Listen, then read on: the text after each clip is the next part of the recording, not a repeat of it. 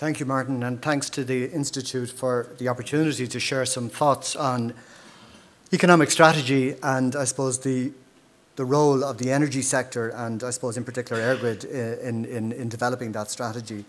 In thinking about what I might say today, I was thinking back to the 50s, and, you know, the 50s were referred to, or often referred to, as the lost decade in Ireland.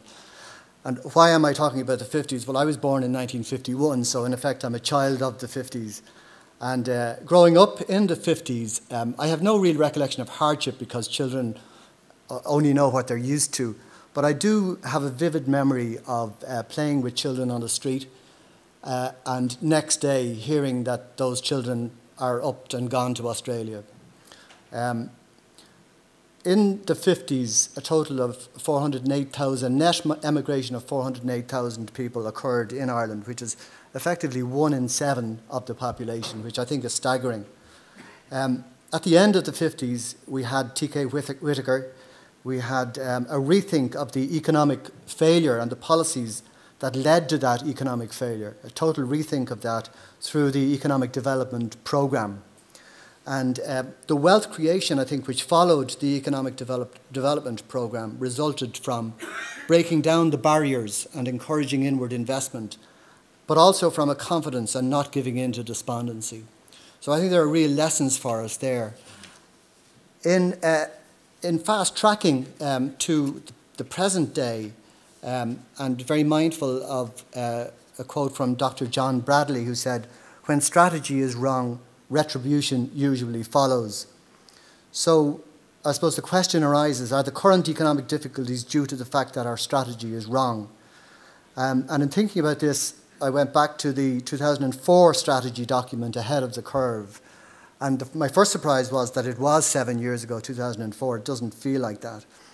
At the time, unemployment was 4.7% in Ireland and the debt was 34% of GDP. And one of the quotes from that document says, "In the context of our current success, calls for a new and different enterprise strategy may appear alarmist. However, the current model of enterprise development in this small open economy must adapt to face new challenges." Very prescient. The model that was set out, and many of you will remember this, you know, in the roadmap towards what it calls sustainable enterprises, it talked about sources of competitive advantage, and it talked about a set of essential conditions. The competitive advantage issues that were raised were expertise in marketing, and in particular international marketing, expertise in technology and product and services development. Thirdly, world-class skills in education and training. Fourthly, an attractive tax regime, which has got a lot of attention recently. And fifthly, effective and agile government. At the time, the thinking was that the latter three were okay and that we needed to develop the policy in the area of markets and technology and product development. The set of essential conditions were cost competitiveness, infrastructure development, innovation and entrepreneurship, and management capability. And I think, listening to Frank and Barry earlier, I think the success of that strategy, I think, is very evident, maybe not too well heard, but the success of that strategy in terms of export-led and all of the very positive story that we've heard here today, I think, falls from that. Clearly, the causes of our recent problems have been well rehearsed this morning, and they're not down, I believe, to a deficit in the enterprise strategy. Where does energy fit into all of this? I think first and foremost,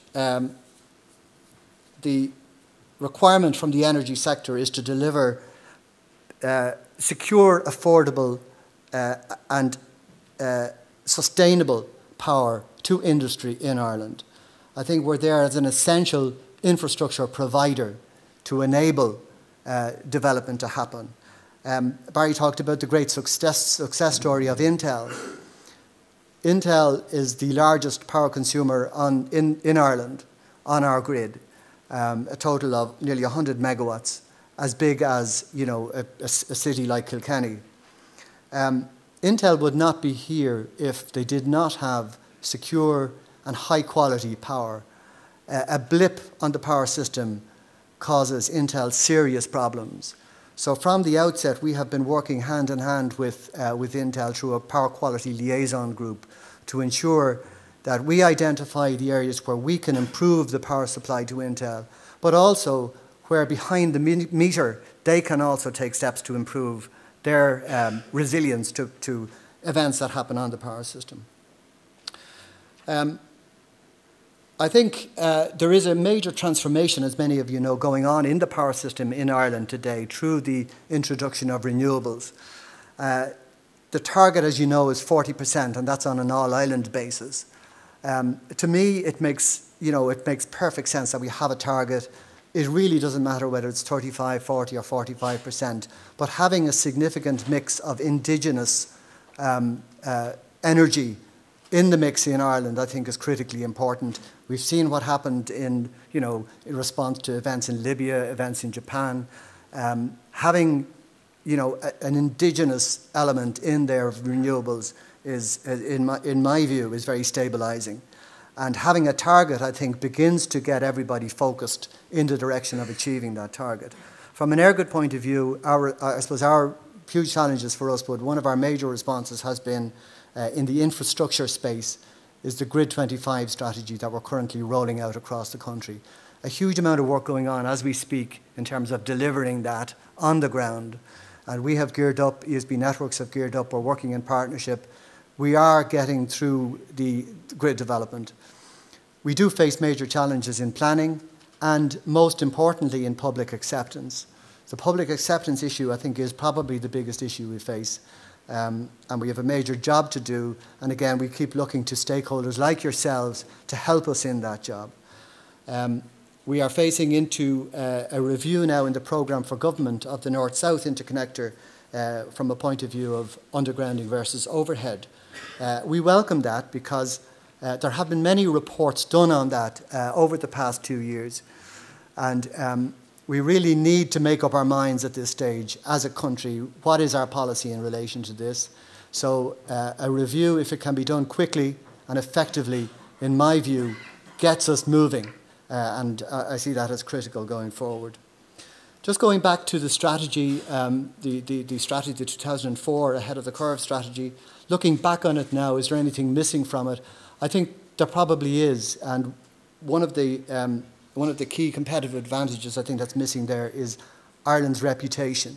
And it was great to hear Barry talking about the importance of getting that reputation right and putting effort and money into rebuilding brand Ireland. I think we can do it in the energy sector as well. And I had the great good fortune to address people at Ireland Day in Wall Street there a number of weeks ago who were very interested in Ireland's story on green energy and how we're integrating, how we're ahead of the curve in integrating renewables onto the power system in Ireland. Last year we had a visit from Stephen Chu, the Energy Secretary of the US, to the National Control Centre in Dublin to see how we were doing this. So I think the reputation, I think, is going to be built around green energy. It's going to be one contributing part to it. That in turn leads to major initiatives like the Green IFSC. Again, Barry or Frank talked about refreshing the value proposition. The IFSC has been hugely profitable and hugely beneficial to Ireland. But in terms of refreshing that, I think the Green IFSC, I think, is a tremendous initiative, and we're very supportive of it. Maybe just to complete, going back to T.K. Whitaker, a quote from him back in the late 50s, early 60s. He said, "The psychological factor is, and for long will remain, the most important factor of production in Ireland. This means that it is vital to sustain an atmosphere of enterprise and progress. In such an atmosphere, we shall not allow ourselves to be overawed by future difficulties or to fall into despondency by reason of temporary reverses and setbacks." And I think that's as true today as it ever was. Thank you.